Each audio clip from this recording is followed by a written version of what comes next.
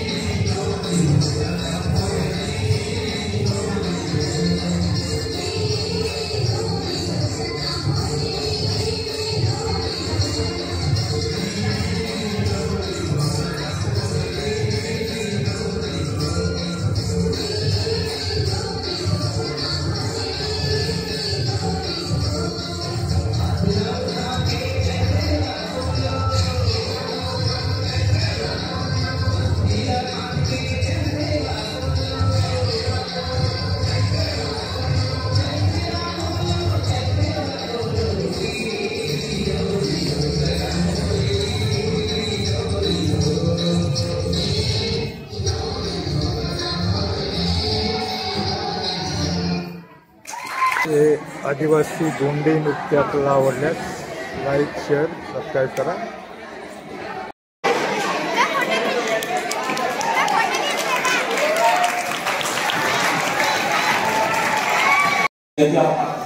आहे की त्यांनी भारतामध्ये 1875 साली जन्मदाखल झाला आणि अवघ्या 25 वर्षाच्या काळामध्ये आदिवासी लोकांवर ज्यावेळी अत्याचार होत होते त्या संदर्भात जनजागृती केली. जनजागृती कशा पद्धतीची तर त्यावेळेस हिंदू लोकांनी मोठ्या प्रमाणावर गद्दाचे राजे कोण होते तर आदिवासी होते. त्यांच्या ताब्यामध्ये पूर्ण जंगल होतं आणि या जंगलांवर मोठ्या प्रमाणावर जे साधी संपत्ती आहे ती लुटून देण्याचा प्रयत्न हे इंग्रज लोक करत होते. आणि त्या संदर्भात जर आवाज जर उठवला असेल तर झारखंड या राज्यामध्ये त्या छोटा नागपूर हा एक भाग होता त्या परिसरातील बिरसा मुंडा यांनी आणि त्याचप्रमाणे महाराष्ट्रामध्ये जर आवाज उठवला असेल तर त्यांची आपण मागे जयंती साजरी केली शहीद वीर बाबू रावसाहेब माके यांनी. तर असे एक क्रांतीनायक होते ज्यांच्यामुळे लोकांच्या मनात इंग्रजांविरुद्ध असंतोष निर्माण झाला. सोबतच त्यांनी सर्वात महत्वाचं कार्य कोणतं केलं तर त्यावेळेस इंग्रज जे आहे ते मिशनरीच्या माध्यमातून धर्म परिवर्तन करत होते आणि त्या लोकांना हेरत होते आणि ते धर्म परिवर्तन सुद्धा जर घालून पाडलं तर ते महानायक होते बिरसा मुंडा. असे हे महान नायक की ज्यांनी आपल्या स्वातंत्र्यासाठी बलिदान दिलं त्यांचं आपण या दिवशी स्मरण करत आहोत आणि हे आपलं स्वातंत्र्य अबाधित राहील याची काळजी आपल्याला घ्यायची. बाकी सर्व संपूर्ण असं मार्गदर्शन जे आहे हरिभक्त परायण श्री ज्ञानेश्वर अडवले यांनी त्या पद्धतीने केलेच आहे. मी आता जास्त गोष्टी होणार नाही कारण की आपल्याला अजून सत्यशोधक महात्मा ज्योतिबा फुले यांच्या जीवनावर आधारित सत्यशोधक पिक्चर आहे